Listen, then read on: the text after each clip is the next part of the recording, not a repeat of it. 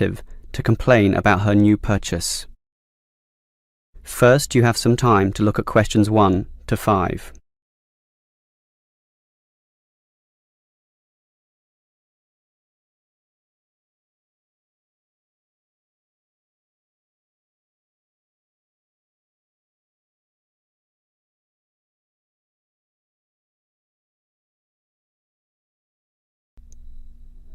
Now we shall begin. You should answer the questions as you listen, because you will not hear the recording a second time. Listen carefully and answer questions 1 to 5.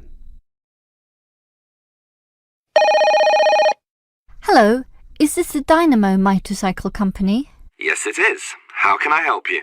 Well, I have an instruction manual here for your new electric motorcycle, but I'm not satisfied with the purchase at all. Well, I'm sorry to hear that. But don't worry, I'm sure we can sort this out. Before we do anything, can you tell me the model number?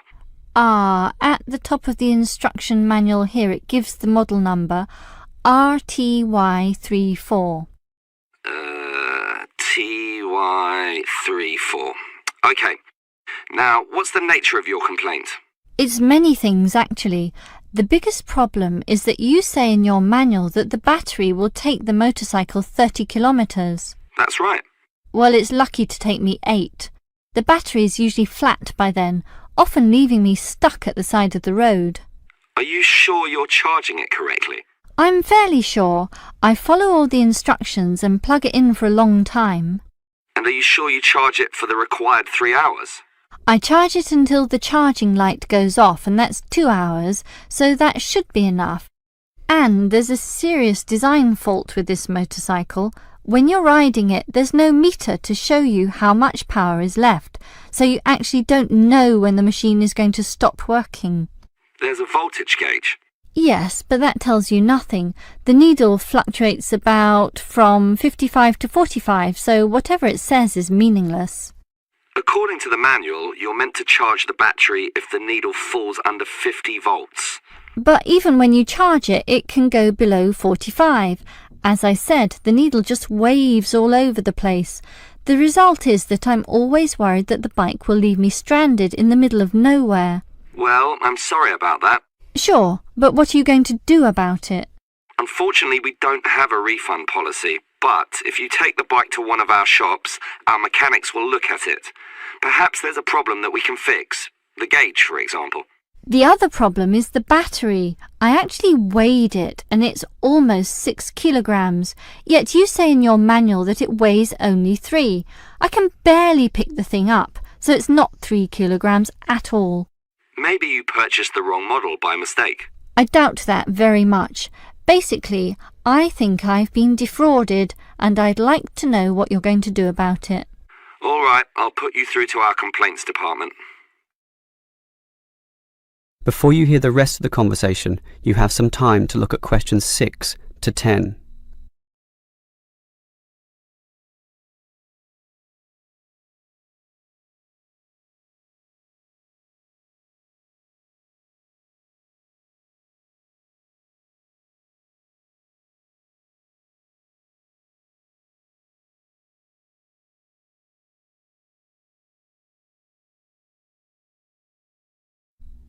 Now listen and answer questions 6 to 10. Hello? Complaints department here. Apparently you have a complaint? Yes, I do. Let me tell you all about... It's all right. Our representative has already informed me about your problem. It's probably just a misunderstanding. I'm sure we can work something out. Right now, I need to take down some details. All right. Can I have your name, please? Jessie Parkinson. That's Jessie and Parkinson, Parkinson. Parkinson. All right. What shall we list this complaint under? Parts, service, or performance? Well, the meter isn't accurate at all, so that's parts, isn't it? Yes, perhaps, but you do feel more generally that the motorcycle doesn't meet the operational standards as advertised, so it's probably better to tick performance here. Can we tick both, parts and performance? No, we can only tick one, so let's not call it parts. We'll go with performance. Now, we may post some further forms and questionnaires to you, so would you mind giving me your address? Certainly, it's 45 Melrose Road. Melrose, M-E-L and Rose. OK. Now, your phone number? Just use my mobile phone. That's 0928 982 453. 453. OK. And if we have any follow-up questions, what time is best for ringing you? Morning? Afternoon? Night time? Well, I work as a secretary from 9 to 5, but I do get a lunch break which gives me some free time. This break used to be 12:30 to 1:30, but then it changed to an hour later, so it's best to ring me at 2 p.m. since the break now starts at 1:30. All right.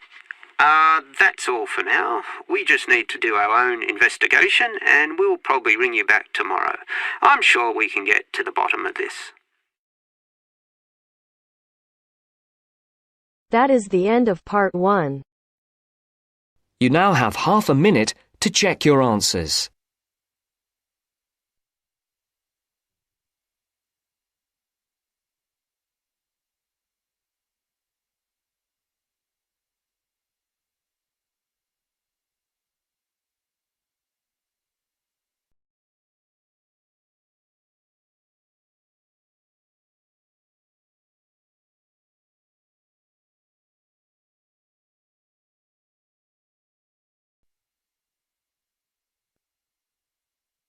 Now turns to part 2. Part 2. You will hear part of a lecture on art and culture in the Indonesian island of Bali. First, you have some time to look at questions 11 to 15.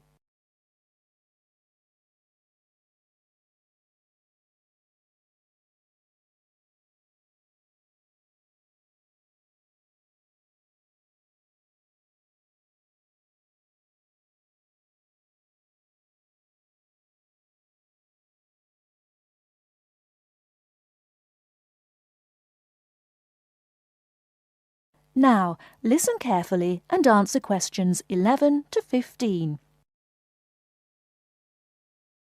Last week, we looked at the traditional art of Japan.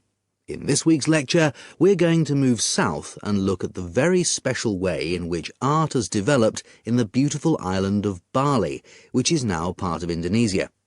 I'll begin by giving you a brief historical overview. It's thought that the first inhabitants of Bali were farmers who arrived around 3000 BC, at the beginning of the Iron Age.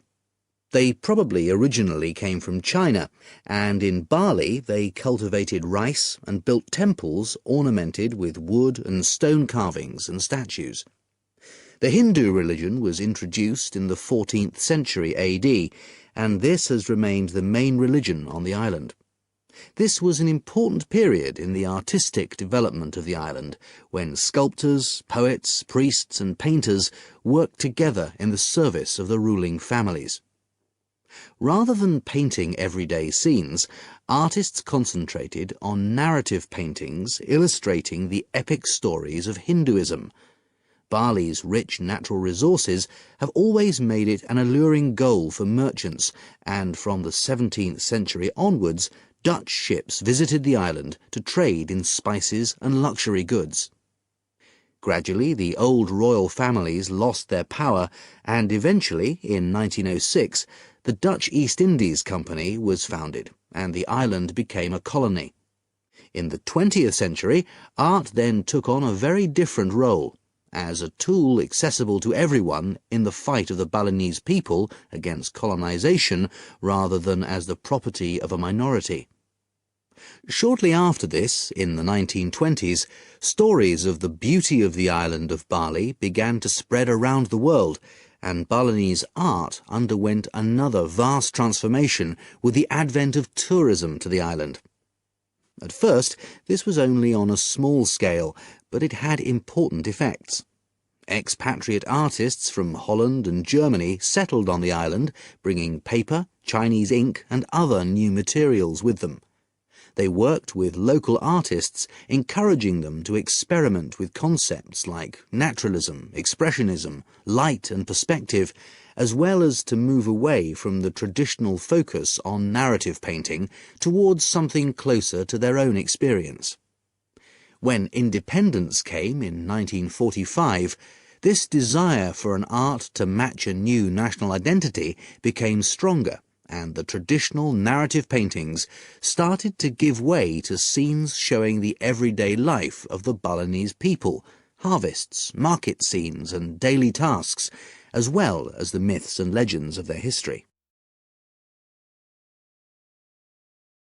Before you hear the rest of the talk, you have some time to look at questions 16 to 20.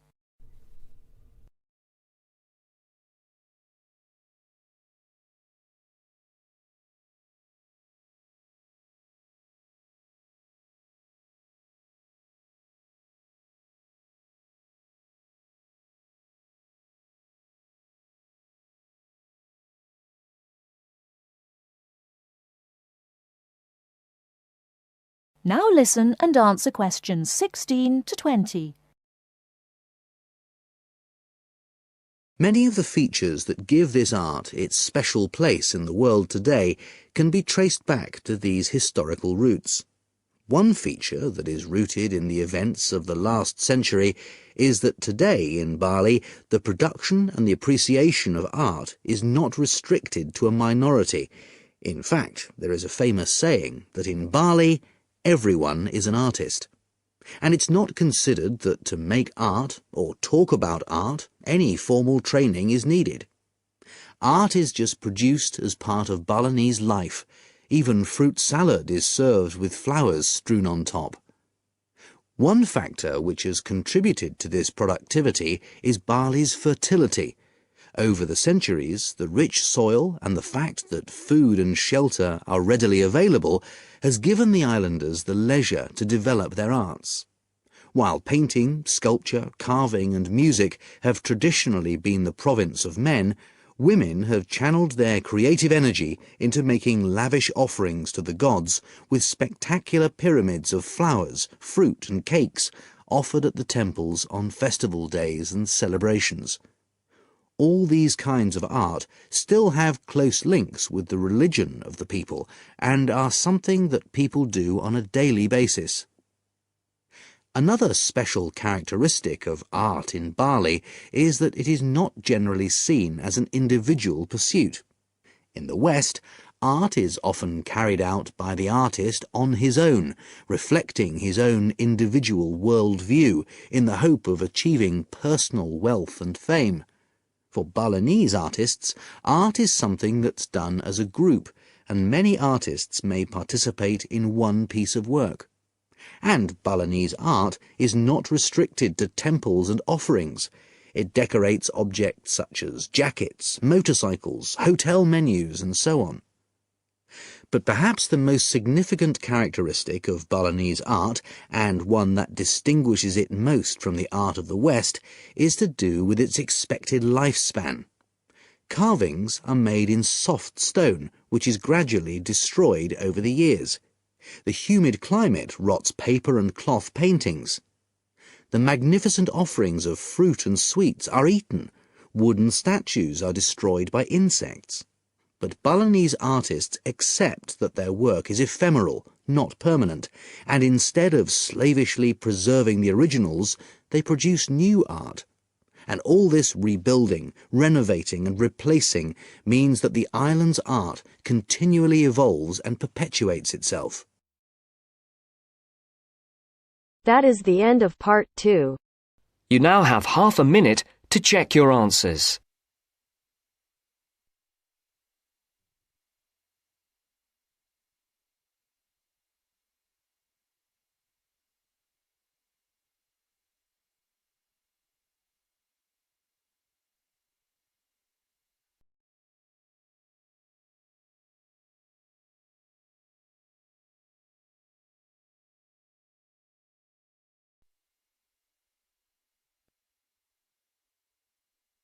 Now turns to part 3. Part 3. You will hear a student union officer's speech.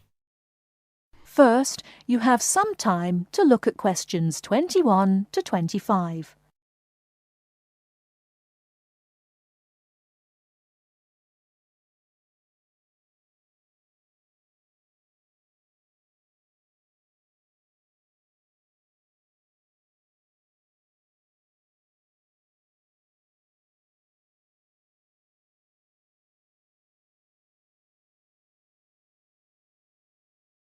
Now listen carefully and answer questions 21 to 25.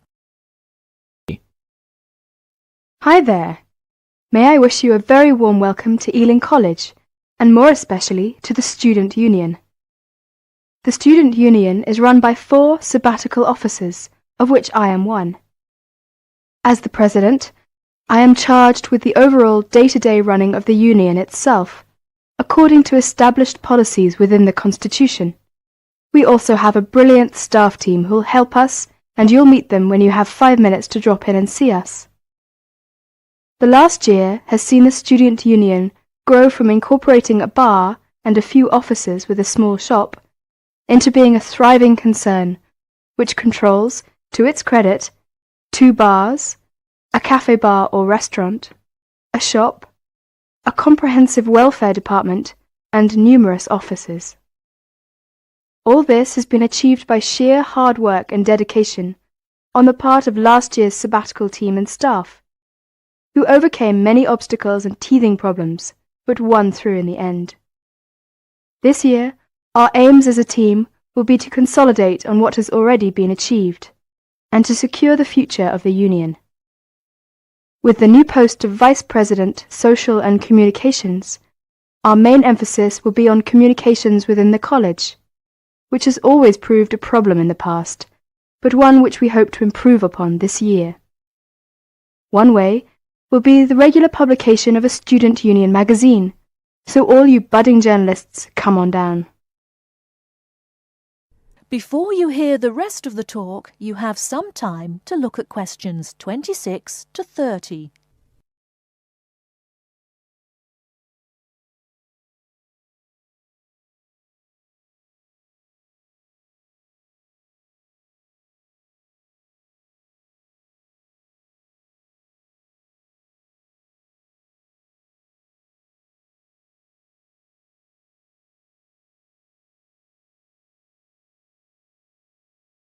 Now listen and answer questions 26 to 30. We are very aware that a lot of you have never had any contact with student unions before, and don't know what they are or what they can do for you. So basically, here's a quick rundown.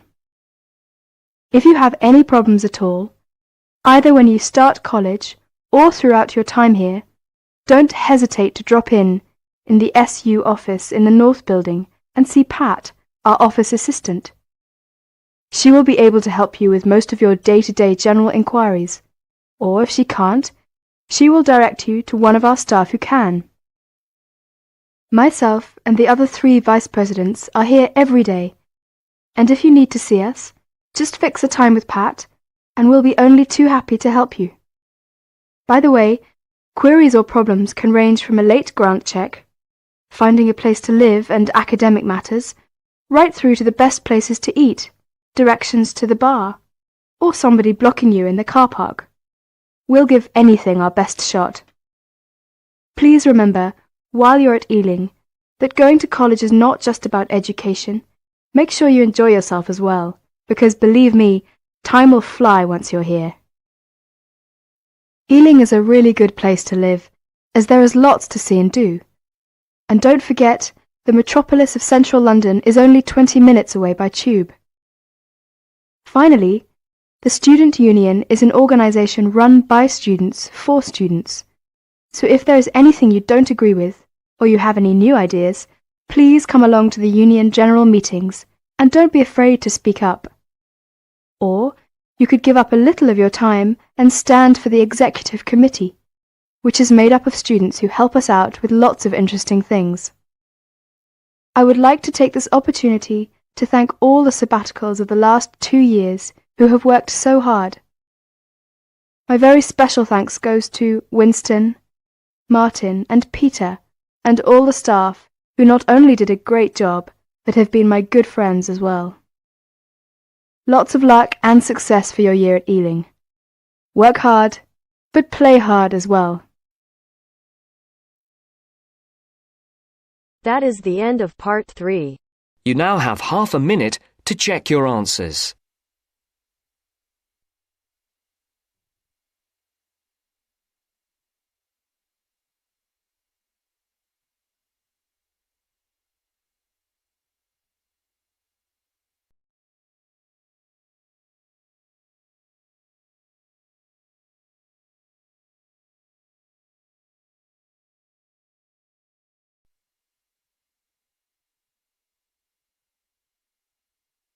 Now turns to part 4. Part 4. You will hear part of a lecture on cities of the future. You now have 30 seconds to read questions 31 to 37.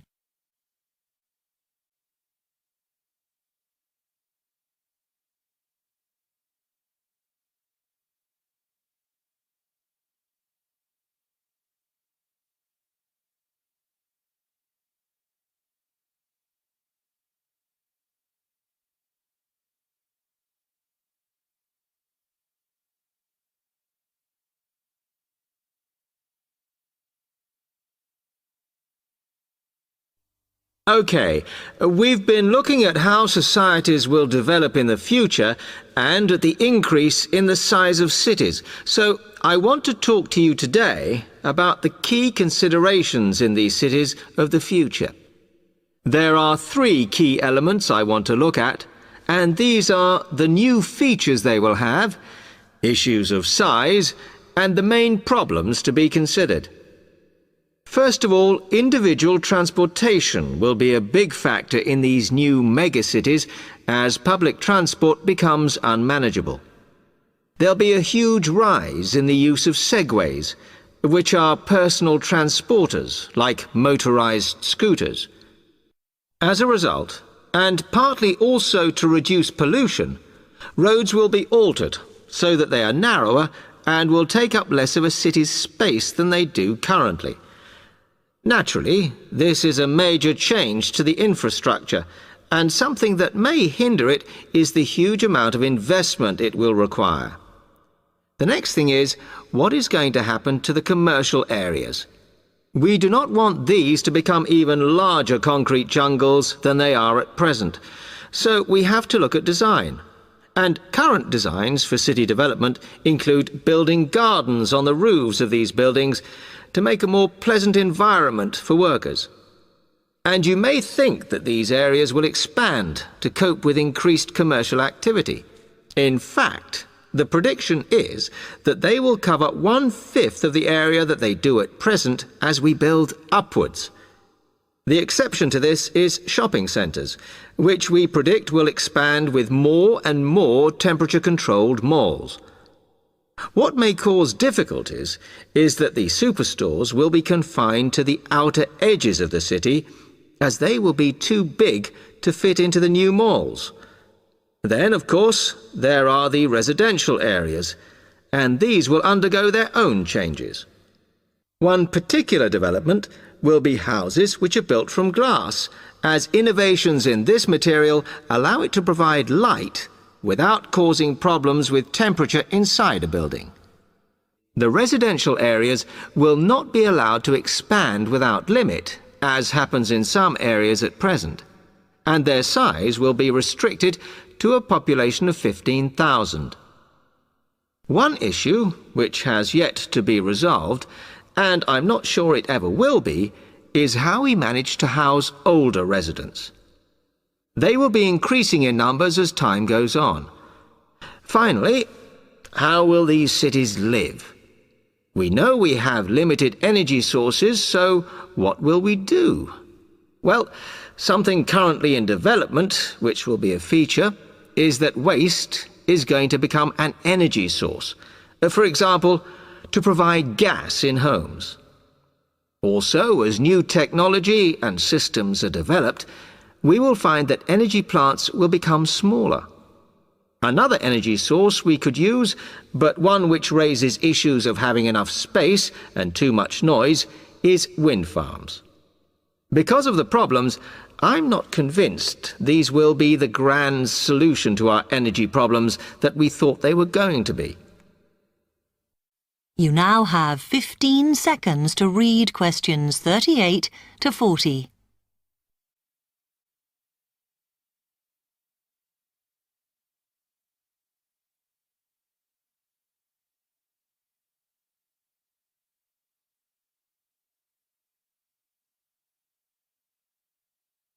Now, moving on to looking at the social aspect of cities, we need to look at housing and how people will live. Cities currently have flats in the centre, populated by single people and wealthier residents, and families tend to move to the outskirts. In the future, the centre of cities will see a dramatic change. We will see many more examples of cooperative buildings. This is where people join together to form a company that owns the building they live in. And despite continuing shortages, there will also be a rise in the provision of retirement homes in city centres, so that the elderly can have easy access to hospitals and shops. Recently, we have seen a levelling off in the growth of private housing, and I think that will not change. But we are likely to see more social housing, as far fewer people will be able to afford to own their own homes. OK, now, if anybody has any...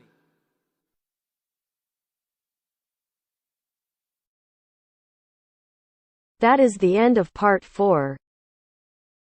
To check your answers,